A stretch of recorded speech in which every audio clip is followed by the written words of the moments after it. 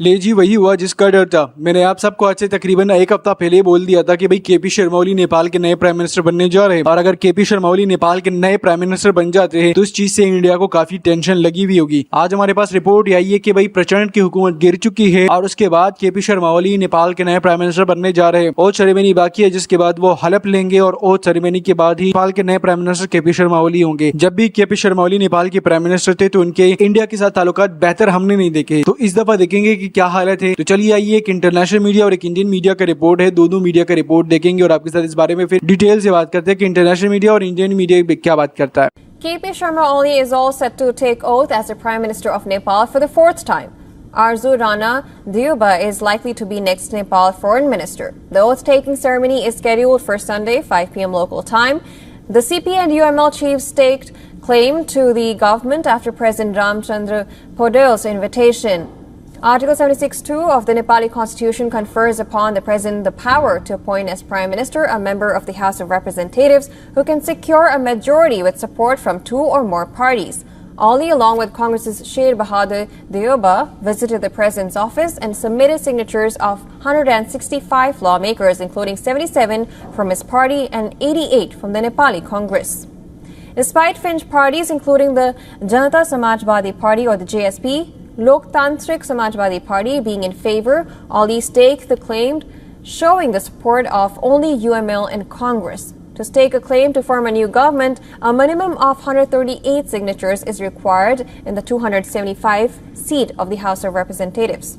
As per the July 1st deal, the two parties will lead the government on a rotational basis until next general election scheduled for 2027.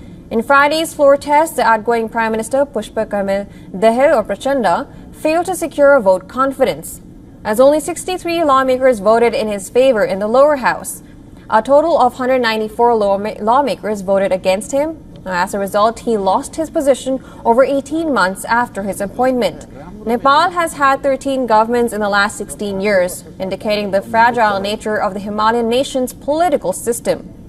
तो आप लोगों ने report देखी होगी, interesting लगी होगी। देखिए, इंटरनेशनल मीडिया आप लोगों को मैंने रिपोर्ट दिखा दिया, इंडियन मीडिया भी यही कह रहा है। वेल, ये इंटरनेशनल मीडिया था लेकिन ये इंडियन मीडिया न्यूज चैनल का ही एक चैनल था जिसमें उन्होंने ये कहा कि केपी शर्मा ओली नेपाल के नए प्राइम मिनिस्टर बनने जा रहे हैं और केपी शर्मा ओली ने किस तरीके से ये सारा मामला किया। जब 2022 में इलेक्शन हुआ तो प्रचंड और केपी शर्मा ओली के बीच में एक गठबंधन हुआ था और ये गठबंधन इस मौके पे था कि 2.5 साल प्रचंड हुकूमत करेंगे और 2.5 साल जो है केपी शर्मा ओली हुकूमत। लेकिन प्रचंड जो है वो डेढ़ होशियारी कर रहे थे, यानी ओवर स्मार्ट बन रहे थे, तो उन्होंने मार्च के अंदर एक नया गठबंधन बना लिया था शेर बहादुर देओबा के साथ। अब शेर बहादुर देओबा क्या थे? शेर बहादुर देओबा वही बंदे थे जिन्होंने केपी शर्मा ओली के साथ 2022 के इलेक्शन से पहले हुकूमत की थी और केपी शर्मा ओली और उन्होंने अपना 2.5 साल हुकूमत कंप्लीट कर लिया था। 2022 में जब शेर बहादुर देओबा हुकूमत से चले गए थे तो उससे पहले अगर हम देखें तो 2.5 साल हुकूमत शेर बहादुर देओबा की थी और 2.5 साल हुकूमत जो थी वो केपी शर्मा ओली की थी। तो उन्होंने तो अपना टेन्योर कंप्लीट कर लिया। अब केपी शर्मा ओली ने बोला कि यार मैंने प्रचंड के साथ तकरीबन 2 साल के लिए गठबंधन किया, 2 साल कंप्लीट होने के बाद अब ये मुझे धोखा दे रहा है। प्रचंड और स्मार्ट बन रहा था तो प्रचंड ने क्या किया कि भाई केपी ओली शर्मा को साइड लाइन कर दिया और उन्होंने शेर बहादुर देओबा के साथ जो है ना नया गठबंधन बना लिया। और वो इस महीने में अगर हम देखें तो प्रचंड को कई दिनों से कहा जा रहा था कि इस्तीफा दे दे, लेकिन वो इस्तीफा नहीं दे रहा था। अब फाइनली उन्होंने इस्तीफा दे दिया और ओथ सेरेमनी बाकी है जिसके बाद केपी शर्मा ओली नेपाल के नए प्राइम मिनिस्टर बनने वाले हैं।